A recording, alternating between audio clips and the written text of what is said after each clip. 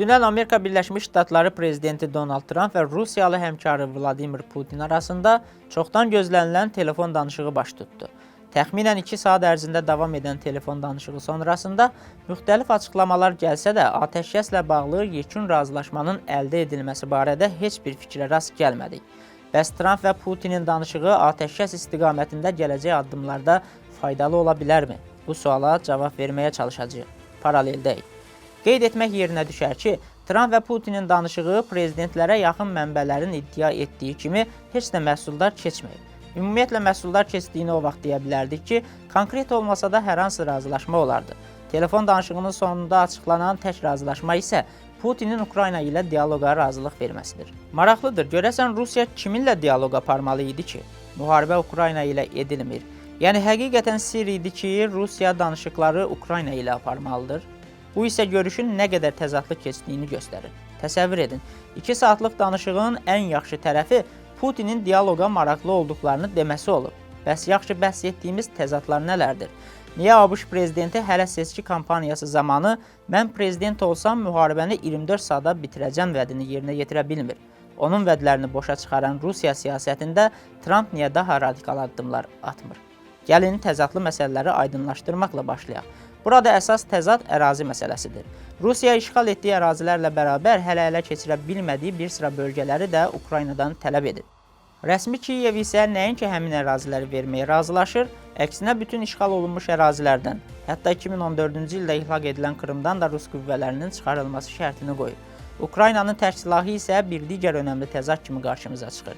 ABŞ tərəfi ərazi güzəştlərindən yana olduğu reallıqda Qərbi də buna razı salmaq mümkün görünsə də, Ukraynanın tərk silahı heç kimə maraqlı deyil, təkcə Rusiya və onu dəstəkləyənlərdən başqa.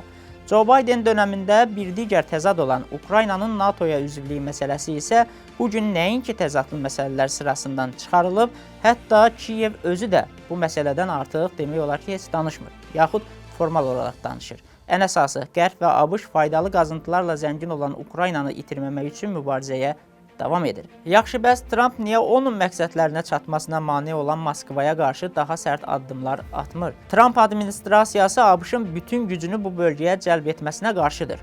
O məsələyə qlobal iqtisadi mahiyyəti ilə yanaşır və anlayır ki, indi ABŞ-ın qlobal hegemonluğuna qarşı əsas təhdid Çindir. ABŞ Rusiyanı qısa zamanda Ukraynadan sıxışdırıb çıxarmaq imkanlarını itirib. Bu, uzun müddət tələb edir. Həmin müddətdə isə Çin artıq qlobal ticarət zənciri formalaşdıra, ABŞ-ı geridə qoya bilər. Trump Rusiyanın enerji ölkəsi və bütün növ faydalı qazıntılarla zəngin ölkə olduğunu da unutmur. Yumşaq diplomatiya və kompromis yolu ilə Moskva ilə razılaşmağa və Rusiya-ABŞ iqtisadi əlaqələrini bərpa etməklə Çinə qarşı daha güclü mövqeyə sahiblənməyə çalışır. Bəs Ukraynanı niyə tam qurban verməklə Rusiya ilə əlaqələrini inkişaf etdirmir desəniz, onun daha sadə cavabı var. Trump anlayır ki, Ukrayna kimi zəngin resurslu ölkəni Rusiyaya qurban verməklə ikinci Çini özü yarada bilər. Yəni, Rusiya Ukraynada bütün məqsədlərinə çatarsa, o ən azı Çin qədər ABŞ üçün ciddi rəqibə çevriləcək. Ona görə də Trump və Putinin telefon danışığının münaqişənin qısa zamanda həlli üçün effektiv olacağını gözləmək sadəlövlük olar. Hər dövlətin maraqları ciddi şəkildə fərqlənir və münasibətlər təzadlarla dolu bir siyasi reallığa düçar olur.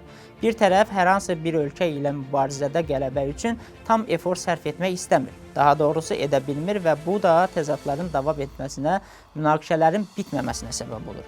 Hər halda Ukraynada hələ bir müddət də münaqişə və təzadlı vəziyyət davam edəcək. Ən azından Trumpın Rusiyaya qarşı səbir kasası tam dolana qədər. Növbəti paraleldə görüşmək ümidi ilə sağ olun, salamat qalın.